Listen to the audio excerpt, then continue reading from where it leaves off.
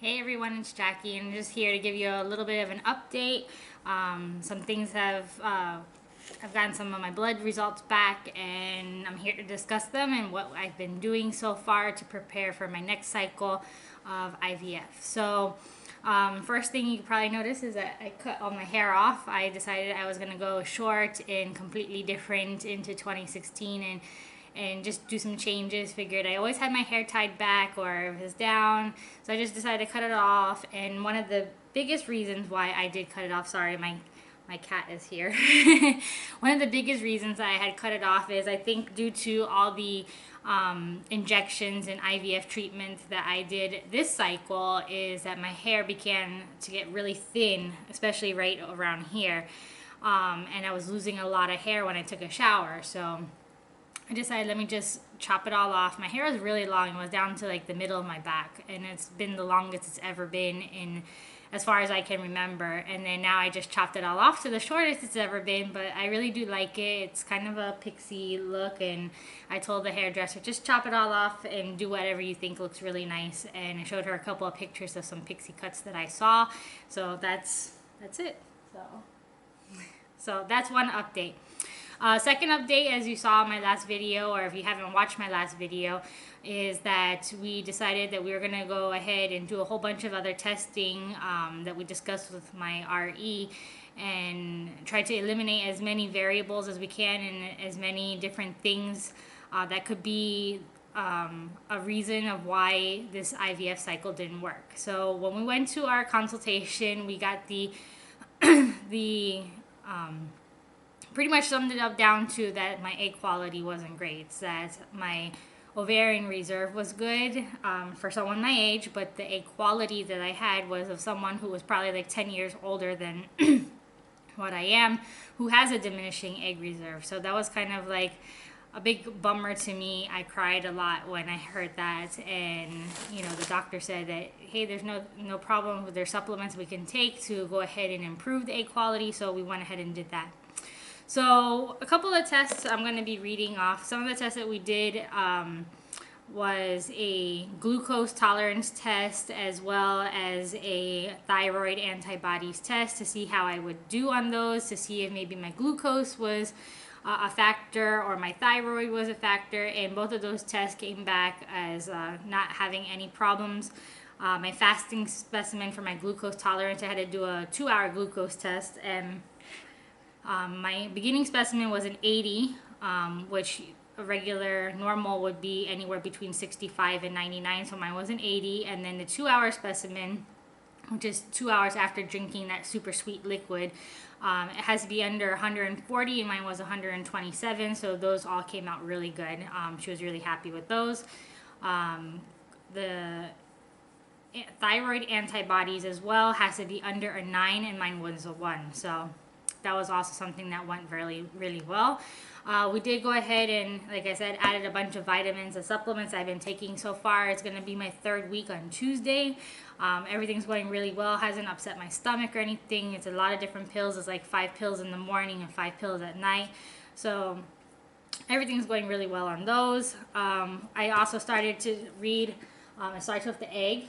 It is highly recommended. I see it all the time on Facebook and a bunch of different research that I've been doing and reading online. And I've made some changes according to the book. One of the major changes was to change your Tupperware. If you have Tupperware, these plastic containers, to get rid of those and go to something that's glass. So we've gone to glass Pyrex containers, so all of our storage containers. And the reason for that is for the BPA. It harms the body. Same thing with touching thermal paper receipts.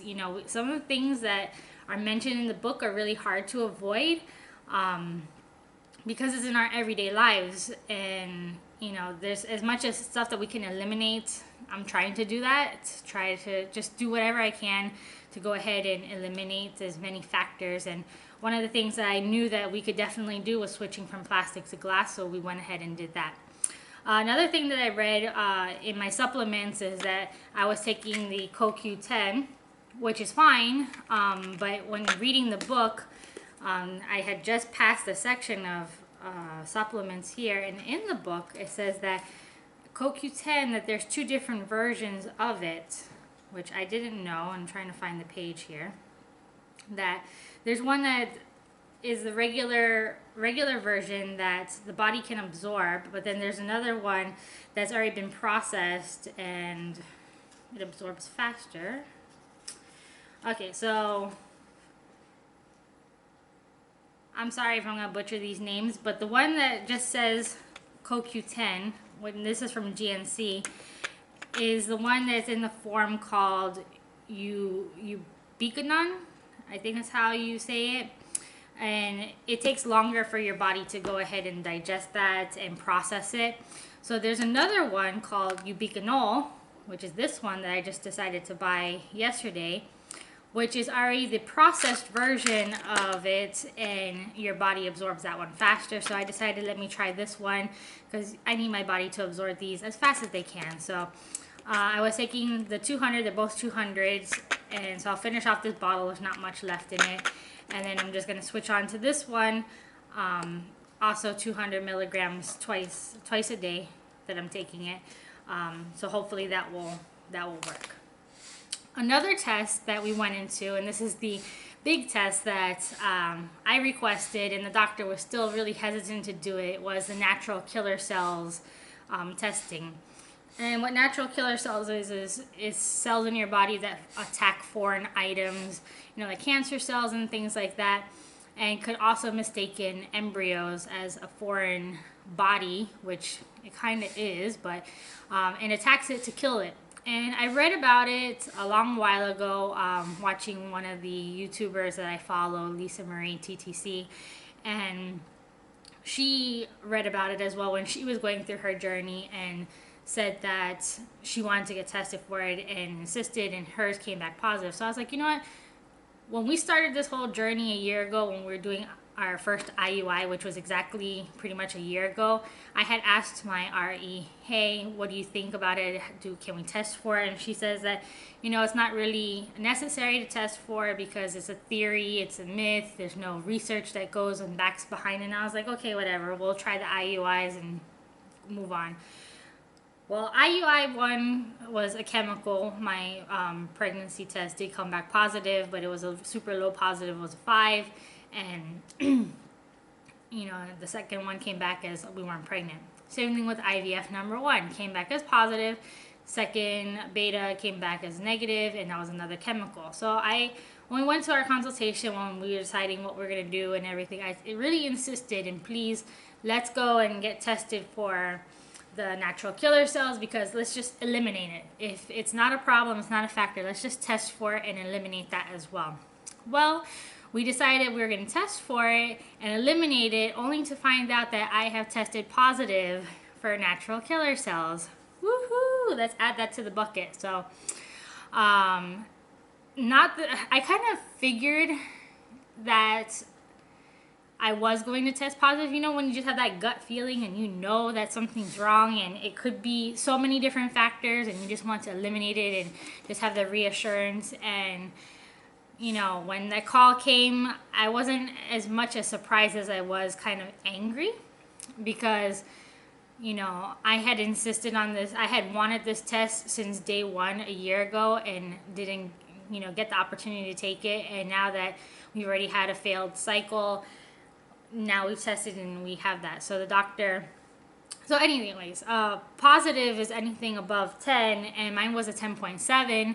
She said, oh, it's just a little bit positive. It's not, it's not very high, but let alone that positive is positive. And that's exactly what I said. I said positive is positive. So she said that when they do the blood test for natural killer cells, they also test with the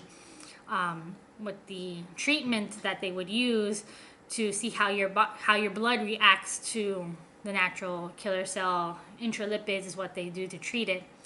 And she said that when they tested it with the intralipids that they have, I guess it's like a generic intralipids. I don't know how to explain that, but my results dropped to a 9.6. So it's more than a point level dropped down. What they would actually have to do is create a formula for my blood in the best way possible to go ahead and treat that. So she was saying that each treatment is about $500. You know, she was just throwing these numbers out from what she's read in her research. She didn't actually have the numbers there for me, but she says that what they do is a week before I do my transfer, it would have to have an intralipid IV infusion. It takes a couple of hours from what I understand, and you're laying there while they do this IV drip, and the IV drip is an egg soy based liquid. Is white, is a white liquid that is obviously in an IV bag dripping down into you, and you spend about 2 hours, I believe it is, there with the drip. And what that does is, you know, suppresses the natural killer cells so they don't go and attack. They kind of like put them to sleep, I guess you can describe it like that, and put them to sleep, so this way your body is not attacking the embryo that would be implanted into you. So we'll be preparing to do that as well when the time comes for our next IVF cycle. So they would have to formulate a intralipid compound for me to go ahead and treat that, and I would need 4 treatments of that throughout my cycle, throughout my IV cycle. So about every 4 weeks is what she told me, but once again, it will be based on my body and how's everything going with that. So that was the big news I've had. The results were supposed to come a week after the testing. I did the test on a Tuesday, and you know, the next Tuesday passed by and there was still nothing. I had to wait till Friday. The doctor had called me, but I didn't get the call because I was busy. So she left me a voicemail, so I called back that following Monday, and that's when she went ahead and told me everything. And I was like, oh, not a surprise. Not a surprise that I have bad egg quality and natural killer cells also to throw into the loop, but hopefully with all of the supplements that I'm taking, the lifestyle changes that I'm making, still continuing my diet, I'm actually going to start going back to the gym for as long as I can until I start my next cycle, and see what happens. And hopefully this next cycle will be much more successful than this last one was. I don't want to say that the cycle was a fail, but because there were a lot of good things that happened, a lot of we got a good number of eggs. We got not as bad of OHSS as some people have experienced. So I'm quite pleased with everything that happened up until that we only had 2 embryos left at the 5-day exam. So hopefully with, like I said, with all the supplements and the lifestyle changes, that we'll have more eggs that we can freeze at the end of everything and have something more than just 2. I'm really hoping for, I would say a good number for me, I think would be 5 that I would be comfortable with, and hopefully it will work this time. But we shall see. And thank you so much for for all of your prayers and thoughts and following my journey. Like I did say in my last video, this will probably be my last video unless something dramatic happens and some big changes or updates that I do need to make. But I will be back once we start and have closer to results on our IVF journey number 2. I don't know when that will be. That will be a surprise and secret, because we're not even telling our family when we're going to start this next journey. It will just kind of happen, and they'll find out when they find out. But thank you again so much for all your support, prayers, and I hope these videos have helped you guys in your journey. If you're starting your journey, or you're in your journey, or you just want to know more about how IVF is and the experience. And one recommendation is definitely, if you have had failed cycles, get tested for the natural killer cells. You know, it's one more test, one more vial of blood that they need to take, but it's going to be worth it in the end, I think, if you just find out and eliminate that variable as well. So that's all I have, and I just wanted to wish you guys also a happy holidays and a happy new year. May great things happen for everybody in 2016, and I hope we all get what we wish for and hope for and prayed for. And that's all I have. So thank you again so much for watching, guys. Have a great day, and talk to you soon.